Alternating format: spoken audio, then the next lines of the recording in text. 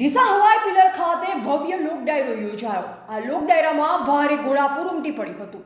PN માડી foundation દ્વારા એક સામ ગૌ માતા કે નામ પર ડીસામાં વિશાળ લોક ડાયરો યોજાયો હતો।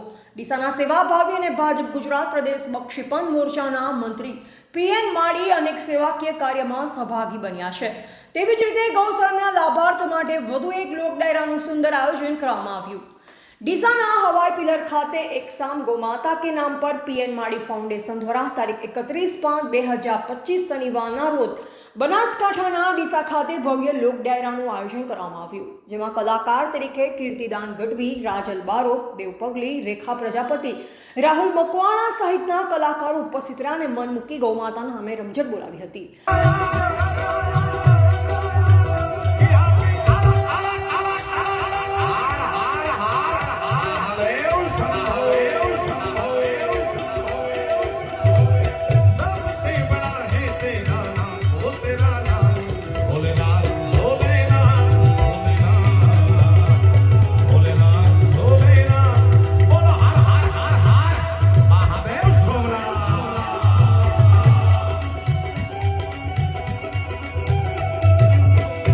ગૌમાતાના લાભાર્થ માટે કલાકારો પર લાખો રૂપિયાની નોટોનો વરસાદ જોવા મળ્યો અને નોટોના ઢગલા થયા। ત્યારે બનાસકાંઠા અને પાટણ જિલ્લાની ગૌશાળાના લાભાર્થ માટે ગૌદાન ડીસાના સેવાભાવી શ્રી જલ્યાણ સેવા ટ્રસ્ટ તરફથી પણ 11,11,111 રૂપિયા ગૌદાન માટે આપવા માટે જાહેરાત કરાઈ હતી। ત્યારે આ ડાયરામાં આવતી તમામ દાન બનાસકાંઠા અને પાટણ જિલ્લાની ગૌશાળામાં આપવાની પીએન ફાઉન્ડેશનના પ્રમુખ દ્વારા જાહેરાત કરાઈ। એક સામ ગૌ માતા કે નામ પર ભવ્ય લોક ડાયરાનું આયોજન કરવામાં આવ્યું છે, જેમાં પ્રદેશ મંત્રી ભાજપા બક્ષીપંથ મોરચા તેમજ પીએન માડી ફાઉન્ડેશન દ્વારા પુણ્ય કાર્યમાં જોડાઈ એક ગૌ માતા સંવર્ધન અને કલ્યાણ માટે બનાસકાંઠા પાટણની ગૌશાળાઓને યોગદાન આપવા સહભાગી બન્યા।